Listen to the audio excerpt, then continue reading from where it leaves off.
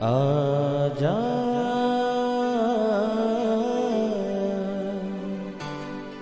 प्रभु यीशु के दर आजा, जीवन मिलेगा तुझे। आजा आजा प्रभु यीशु के दर आजा, जीवन मिलेगा तुझे। आजा आजा आजा आजा।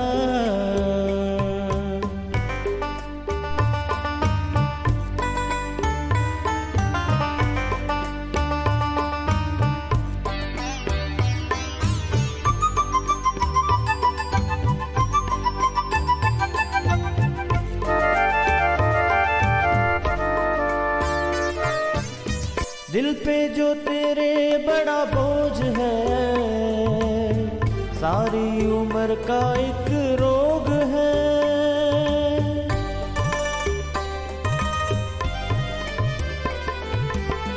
दिल पे जो तेरे बड़ा बोझ है, सारी उम्र का एक रोग है। क्यों नहीं आता यीशु पास तू, ताकि न रहे फिर उदास तू। क्यों नहीं आता यीशु पास तू, ताकि न रहे फिर उदास तू। आजा प्रभु यीशु के दर आजा, जीवन मिलेगा तुझे। आजा आजा आजा आजा। Praise the lord everyone. मैं pastor Kulbhushan Johar, Asian church of Christ Vancouver BC से प्रोग्राम नई ज़िंदगी की ओर में आप सबका बहुत बहुत स्वागत करता हूं। मैं उम्मीद करता हूं आप सब लोग अच्छे होंगे, तंदुरुस्त होंगे और परमेश्वर के कलाम में बढ़ रहे होंगे। तो आइए हर बार की तरह परमेश्वर के कलाम में से सीखने से पहले, वचन को पढ़ने से पहले आइए हम अपने सरों को झुकाएंगे, अपनी आंखों को बंद करेंगे। आइए हम प्रार्थना में जाएंगे। सर्वशक्तिमान परमेश्वर यीशु मसीह नासरी, हम आपका धन्यवाद करते हैं। आप अच्छे सच्चे जीवित परमेश्वर हैं, दया करने वाले हैं, प्रार्थनाओं को सुनने वाले हैं। आपने हमें ये मौका दिया हम आपकी हुजूरी में बैठ सके, वचनों में से सीख सकें। खुदावंद होने दे कि जब आज हम आपके वचनों में से सीखें, वचनों में से बांटें, ये वचन हर एक की ज़िंदगी को नई ज़िंदगी के साथ जोड़ दें। कोई भी अंधकार की शक्ति इन वचनों के फलों को चुरा न सके। सुनने वाले, देखने वाले, अपने हर एक भाई बहन, बच्चे बुजुर्ग के ऊपर मैं आपकी दया, आपकी आशीष को मांगता हूँ। खुदावंद, मैं प्रार्थना करता हूँ आज इन वचनों को सुनते सुनते इनकी ज़िंदगी नई ज़िंदगी के साथ जुड़ जाए। सारे डिप्रेशन, सारी एंजाइटी, सारा डर यीशु मसीह के नाम से चला जाए। यीशु मसीह के सामर्थी नाम से हम मांगते हैं, आमीन आमीन। हालेलुया। मैं आप सबका स्वागत करता हूं प्रभु यीशु मसीह की हजूरी में। आज मैं आपसे बात करूंगा जो लोग अपनी लाइफ में फ्रस्ट्रेट हैं, जो अपनी लाइफ में डिप्रेशन में है, एंजाइटी में है। क्यों? क्योंकि उन्होंने अपने साथियों के साथ जब शुरुआत की तो बड़ी अच्छी की, बड़ी ज़बरदस्त शुरुआत की। एक साथ काम को शुरू किया, एक साथ स्टडी को शुरू किया, अपनी लाइफ के एक बड़े डिसीजन को लेके लाइफ को स्टार्ट किया। पर आज आपकी लाइफ उनकी लाइफ से पीछे रह गई। आप उस एक्सपेक्टेशन से पीछे रह गए। जो आप सोचते थे वैसा नहीं हो पाया। जो लोग आपके साथ शुरू में थे आज वो आपके साथ नहीं है। क्यों? क्योंकि आपने उस चीज़ को लूज़ कर दिया और अब आपको समझ नहीं आता कि मैं इसको कैसे रिकवर करूं, कैसे मैं उस चीज़ से बाहर आ जाऊं। मैं आपको बताऊंगा आज परमेश्वर के कलाम में से ऐसा क्यों होता है, पर अगर ऐसा हो गया तो आप कैसे इस चीज़ में से बाहर आ सकते हैं। हालेलुया। हम लोग देखेंगे परमेश्वर के कलाम में से यूहन्ना रचित सुसमाचार उसका 20वां अध्याय उसकी 19 आयत से मैं आपके लिए पढ़ूंगा। यहाँ पे लिखा है, उस दिन जो सप्ताह का पहला दिन था, संध्या के समय जब वे वहाँ के द्वार जहाँ चेले थे यहूदियों के डर के मारे बंद थे, तब यीशु आया और उनके बीच में खड़ा होकर उनसे कहा, तुम्हें शांति मिले। ये कहकर उसने अपना हाथ और अपना पंजर उनको दिखाए। तब चेले प्रभु को देखकर आनंदित हुए। यीशु ने फिर उनसे कहा, तुम्हें शांति मिले। जैसे पिता ने मुझे भेजा है वैसे ही मैं तुम्हें भेजता हूँ। ये कहकर उसने उन पर फूंका और उनसे कहा, पवित्र आत्मा लो। उनके पाप जिनके तुम क्षमा करोगे वो क्षमा किए जाएंगे, जिनके तुम रखोगे उनके पाप रखे जाएंगे। हालेलुया। मेरे प्रियो, आज हम परमेश्वर के कलाम में से देखेंगे कि कैसे शुरुआत एक साथ बड़ी अच्छी की, पर क्यों अंत अच्छा नहीं हो पाया। मैंने आपको पढ़ाया, जब यीशु मसीह मुर्दों में से जी उठे, यीशु मसीह अपने चेलों के बीच में जब आए, जब द्वार बंद थे, लिखा है यीशु मसीह वहाँ पे बिना दरवाजे के खोले ही उनके बीच में आके खड़े हो गए और यीशु मसीह ने अपने चेलों को बोला कि पवित्र आत्मा लो, तुम्हें शांति मिले। मैं तुम्हें वो अथॉरिटी देता हूँ, तुम जाके बीमारों को चंगा करो, प्रचार करो, लोगों को बताओ कि यीशु मसीह जी उठा है। वो सब चीज़ें यीशु मसीह ने क्यों बताई? यीशु मसीह ने कहा, क्योंकि अब तुम ये जान गए हो कि मैं जीवित हूँ। यीशु मसीह ने इस बात का प्रमाण दिया। अब यहाँ पे जब चेलों ने इस बात को देखा कि यीशु मसीह ने जो बोला था वो कर दिया है, वो सचमुच जी उठा है, जब उन्होंने जी उठे यीशु मसीह को देखा, उनकी लाइफ चेंज हो गई। अब वो पहले के समान नहीं रहे। उनको पवित्र आत्मा के द्वारा दान वरदान मिले। उन्होंने अपने फेथ को बूस्ट होते हुए देखा। यीशु मसीह को, जीवित यीशु मसीह को अपनी आंखों से देख लिया। अब उनका लेवल सेम नहीं था। उन्होंने शुरुआत कैसे की थी? एक आम इंसान की तरह। जब उनकी शुरुआत, उनका चुनाव किया गया, यीशु मसीह ने उनके साथ टाइम स्पेंड किया, उन्होंने बड़े बड़े काम किए। अब होना तो ये चाहिए था कि जितने चेले यीशु मसीह के वहाँ पे चुने गए थे, उन सब की लाइफ में ये आश्चर्य कर्म होना चाहिए था। सबकी लाइफ में सब कुछ सेम होना चाहिए था। क्यों? क्योंकि उन्होंने स्ट्रगल सेम की। उन्होंने चुनाव के टाइम सेम लाइफ स्टार्ट की। यीशु मसीह के साथ जब वो जाते थे, लोगों ने उनको भला बुरा भी बोला होगा, लोगों ने उनका निरादर भी किया होगा, लोगों ने उनको ऑनर भी दिया होगा। वो सब उतार चढ़ाव उन्होंने एक साथ देखे। पर अब जब उन्होंने ब्लेसिंग लेने का टाइम था, जब बढ़ोतरी का टाइम था, तो लिखा है चेले इस बात को सुन के, उस चीज को देख के खुश हो गए। पर अब इसके आगे मैं आपको बताऊंगा कि एक ऐसा भी चेला था जिसकी लाइफ में ये नहीं हो पाया। क्यों नहीं हो पाया? हम लोग देखेंगे 24 आयत से। लिखा है, परंतु 12 में से अर्थात थोमा जो दिदुमुस कहलाता है, जब यीशु आया तो उनके साथ नहीं था। लिखा है, जब अन्य चेले उससे कहने लगे हमने प्रभु को देखा है, तब उसने उनसे कहा, जब तक मैं उसके हाथ में कीलों के छेद को ना देख लूं और कीलों के छेदों में अपनी उंगली ना डाल लूं और उसके पंजर में अपना हाथ ना डाल लूं, तब तक विश्वास नहीं करूंगा। हालेलुया। मेरे प्रियो, थोमा, लिखा है बाइबल में कि वो भी उन्हीं में से एक था। वो भी यीशु मसीह के सब कामों को देख चुका था। उनके साथ ही उसने अपने काम को शुरू किया, सेवकाई को शुरू किया, सब चीज़ों को देखा। उसने यीशु मसीह को आश्चर्य कर्म करते देखा, उसने यीशु मसीह को पकड़वाए जाते हुए देखा, उसने यीशु मसीह को क्रूसीफाई होते हुए देखा, उसने उस भविष्यवाणियों को सुना जो यीशु मसीह अपने क्रूस पे जाने से पहले बोलता था। सब कुछ को उसने किया। इसका मतलब इन सब की लाइफ बिल्कुल पैरेलल चल रही थी। पर अब जब यीशु मसीह क्रूसीफाई हो चुके थे, जब वो हमारे लिए क्रूस के ऊपर अपना बलिदान दे चुके थे, उसके बाद जब उस थॉमस को इनके साथ, बाकी चेलों के साथ इकट्ठे रहना चाहिए था, उस वक्त वो उनको छोड़ के अलग हो गया। जैसे ही वो अलग हुआ, उसने उस पोर्शन को मिस कर दिया जहां पे यीशु मसीह ने आके इनको ब्लेस किया, इनको अथॉरिटी दी। हालेलुया। सिर्फ उस टाइम को मिस करना इसकी लाइफ को अलग दिशा में ले गया। यही होता है आज हमारी लाइफ में।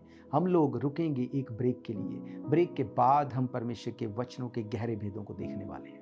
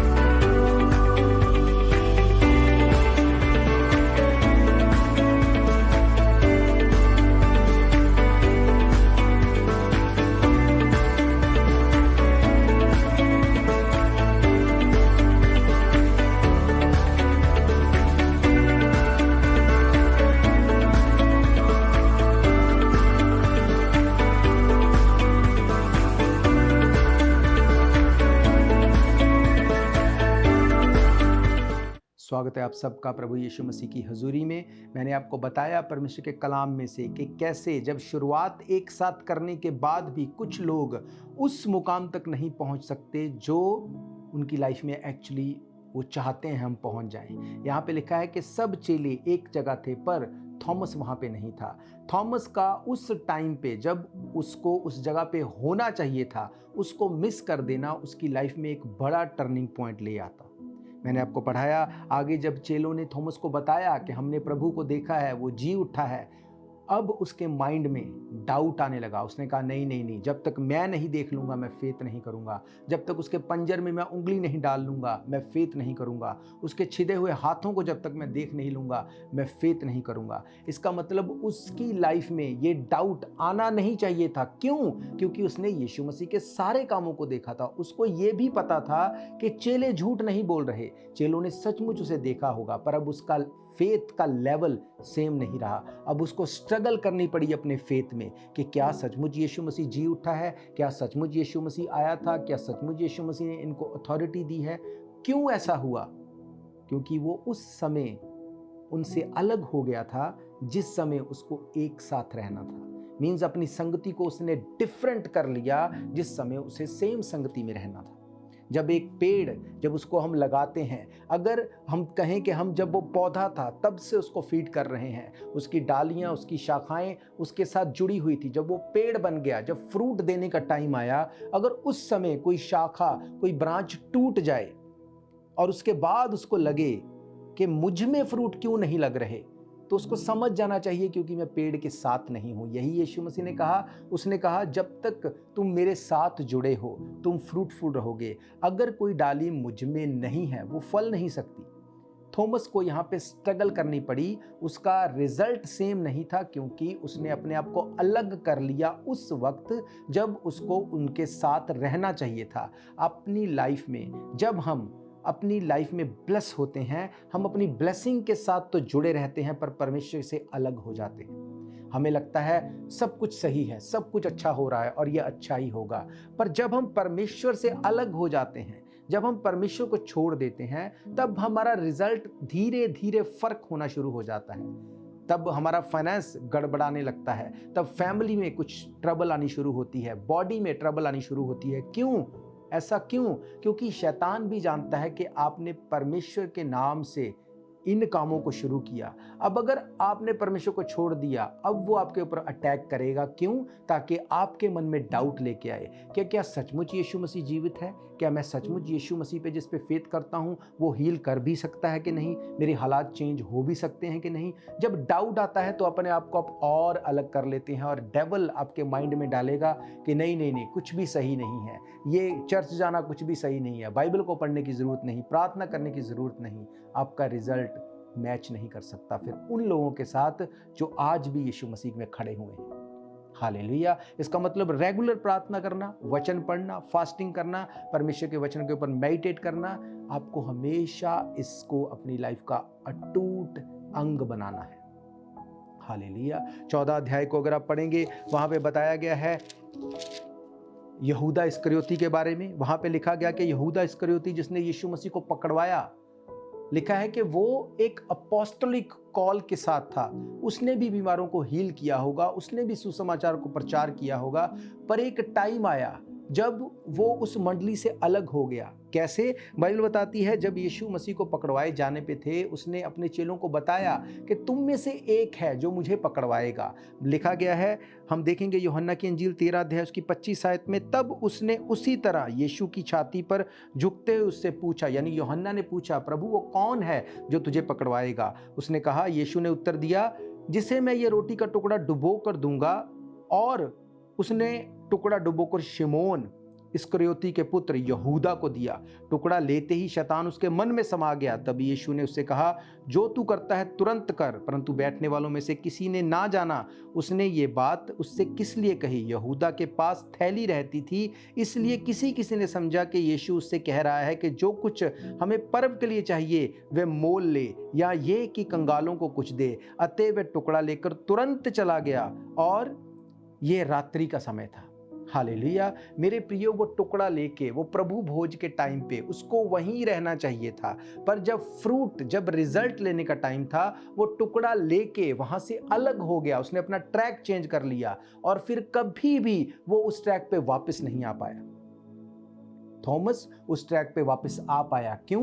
क्योंकि वो प्रभु के सामने जाके जब वो उसको मौका मिला, उसने विश्वास किया, उसने कन्फेस किया, वो फिर से बचने पाया। पतरस ने इनकार कर दिया, पर जब वो इनकार कर चुका, लिखा है वो पछताया, वो रोया। जब यीशु मसीह ने उससे पूछा, क्या तू मुझसे प्रेम करता है? उसने इनकार नहीं किया, उसने रिपेंट किया। मेरे प्रियो, अगर आज आपको लगता है आपकी लाइफ उस स्टैंड से गिर चुकी है, आपकी लाइफ में वो ब्लेसिंग नहीं है जिसके लिए आपको चुना गया, जिसके लिए बुलाया गया था, आपको रिपेंट करना है।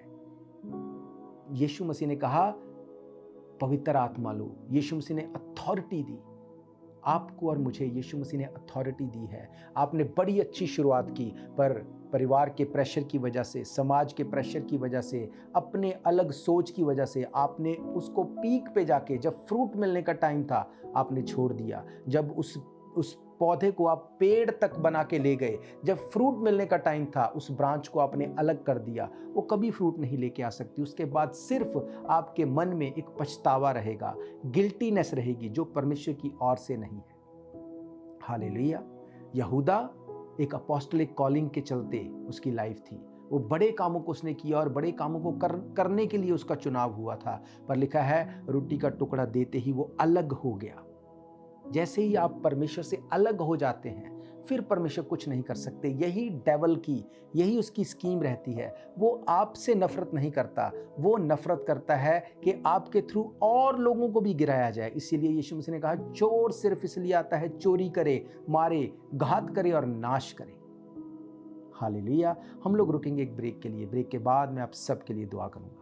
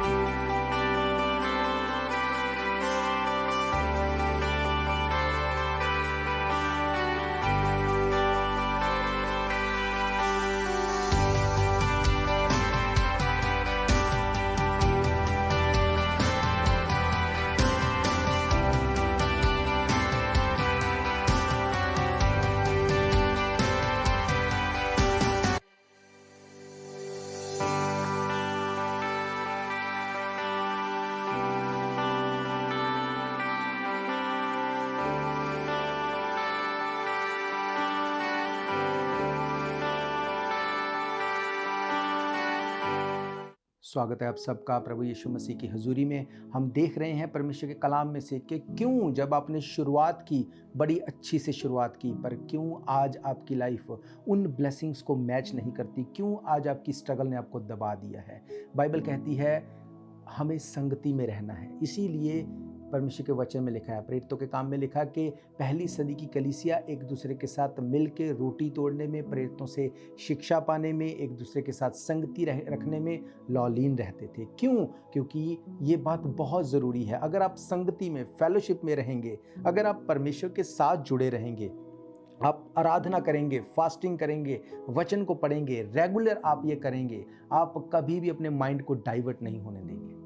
फिर आपका माइंड इस तरह से नहीं होगा कि मेरी इस प्रार्थना का उत्तर होगा तब मैं मानूंगा कि तू परमेश्वर है। नो, आप अपना हिस्सा करेंगे, प्रार्थना करेंगे, अपने काम को करेंगे, रिजल्ट परमेश्वर देगा और 100% देगा।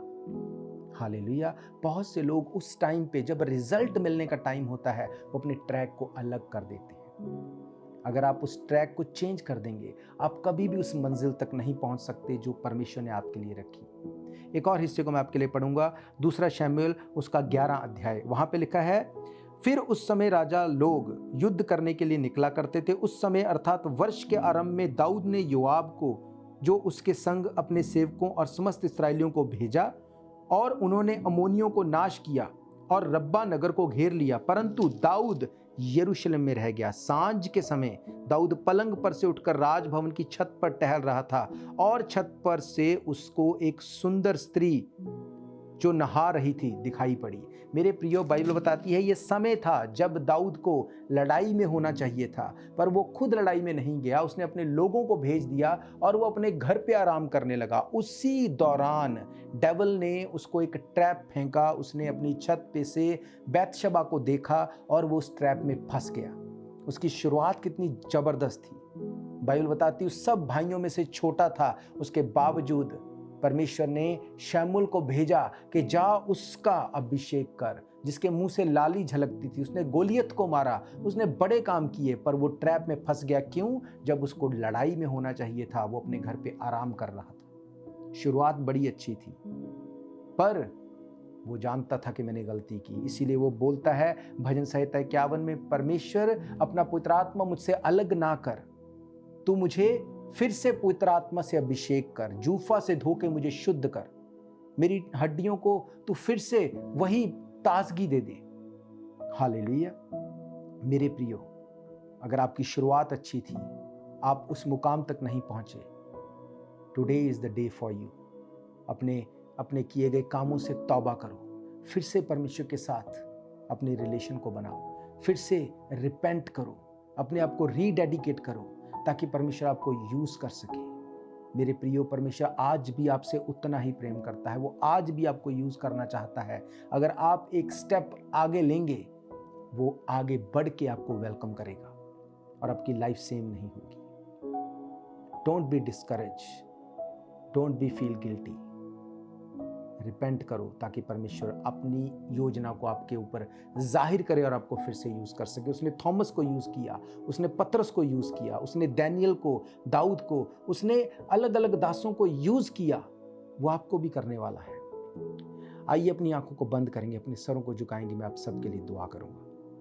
सर्वशक्तिमान परमेश्वर यीशु मसीह नासरी, मैं आपका धन्यवाद करता हूं इन वचनों के लिए जो आपने दिए। महान परमेश्वर, मेरी प्रार्थना है जितने लोगों ने आज इन वचनों को सुना, जिनकी शुरुआत बड़ी अच्छी थी पर उनकी लाइफ में किसी वजह से वो आपसे पीछे हो गए, आज खुदावंद आपके वचन को सुन के वो अपने मन को आपके सामने दीन और नम्र करें, रिपेंट करें खुदावंद। वो अपनी ज़िंदगी को आपको सरेंडर करें, फिर से रीडेडिकेट करें, ताकि आपकी आवाज़ को सुनने पाएँ, पवित्र आत्मा की अगुवाई में चलने पाए। कोई अंधकार की शक्ति इनकी लाइफ को डिस्टर्ब या डिस्ट्रैक्ट ना कर सके। मैं प्रार्थना करता हूँ अगर कोई बीमार मुझे देख रहा है, यीशु मसीह के नाम से बीमारी जाए और तेरे लोग हील होने पाए खुदावंद। हर डिप्रेशन का आत्मा, हर सुसाइडल आत्मा, हर वो स्पिरिट, चाहे वो एंजाइटी हो, डिप्रेशन हो, यीशु मसीह के नाम से इनकी लाइफ को छोड़े और चली जाए। तेरे लोग ब्लेस्ड हों और मोर देन ब्लेस्ड हों। यीशु मसीह के समर्थी नाम से मांगते हैं, आमीन, आमीन, हालेलुया। तो मैं आप सबका धन्यवाद करता हूं, आपने अपना कीमती समय निकाल के इन वचनों को सुना। और मैं आपको बताना चाहता हूं, अगर आप फिर से इन प्रोग्राम्स को सुनना चाहते हैं, आप हमारे यूट्यूब चैनल, आप हमारे फेसबुक, व्हाट्सएप, अलग अलग सोशल मीडिया के चैनल्स के थ्रू एवरीडे वचनों को सुन सकते हैं। अगर आप परमेश्वर के भवन में आके सर्विस को अटेंड करना चाहते हैं, हर इतवार दोपहर 1 बजे हम परमेश्वर के भवन में मिलते हैं। इसके अलावा अगर आपकी कोई भी प्रेयर रिक्वेस्ट है, कोई भी क्वेश्चन है, आप हमें कॉल करें, हम मिल के आपके लिए दुआ करेंगे, आपकी ज़िंदगी सेम नहीं होगी। और मैं आपको बताना चाहता हूं, चर्च की ओर से जो स्टूडेंट्स हैं उनके लिए इमिग्रेशन में वॉलंटियर लिए हेल्प की जो है एक प्रावधान, एक सर्विस शुरू की गई है। अगर आप स्टूडेंट हैं या आप किसी ऐसे स्टूडेंट को जानते हैं जो अपनी इमिग्रेशन में स्ट्रगल कर रहा है, स्क्रीन पे दिए गए पोस्टर पे जो ईमेल दी गई है asianchurchofchrist@gmail.com, आपको अपनी सिचुएशन को हमें ईमेल करके बताना है। हम आपसे कांटेक्ट करेंगे। उसके बाद जो RCIC के जो क्वालिफाइड जो लॉयर्स हैं, वो कंसल्टेंट हैं, उनको आपके साथ कनेक्ट किया जाएगा। आप अपने केस को उनको देंगे और चर्च की ओर से आपको पूरी हेल्प की जाएगी और आपकी इस हेल्प करने के द्वारा आपकी इमिग्रेशन की प्रॉब्लम को जो है वो सॉर्ट आउट किया जाएगा। हालेलुया। तो आपको इस बात के लिए प्रार्थना भी करनी है और इस मैसेज को ज़रूरतमंद लोगों तक पहुंचाना है, क्योंकि आज के टाइम स्टूडेंट्स जो हैं वो अपनी इमिग्रेशन में बहुत ज़्यादा स्ट्रगल कर रहे हैं। तो चर्च की ओर से वॉलंटियरली इस सर्विस को शुरू किया गया है। अगर आप हेल्प लेना चाहते हैं आप हमें ईमेल करेंगे और आपसे कॉन्टैक्ट किया जाएगा। हालेलुया। और इसके अलावा मैं आपको बताना चाहता हूँ, अगर कोई भी व्यक्ति आपको कॉल करता है या आपको बोलता है कि आप हमें पैसे दो तो हम चर्च की ओर से हैं, हम आपको हेल्प करेंगे चाहे खाने में या इमिग्रेशन में या अदर किसी भी मैटर में, तो ऐसा कुछ भी चर्च की ओर से नहीं है। चर्च किसी भी बात में पैसे चार्ज नहीं करता है, पैसे एक्सेप्ट नहीं करता है। आपको इमिग्रेशन में जो है हेल्प वो फ्री की जाती है, आपको खाना जो है वो फ्री मुहैया कराया जाता है, प्रेयर लाइंस फ्री हैं। तो आपको इन सब स्कैम से बच के रहना है। हालेलुया। हम फिर मिलेंगे परमेश्वर की हुजूरी में, तब तक के लिए आप सबको प्रेज द लॉर्ड, जय मसीह की, गॉड ब्लेस यू। शायद ये मौका होगा आखिरी, तुझको बुला रहा है नासरी। धोखा ही धोखा संसार है, प्रभु यीशु का सच्चा प्यार है।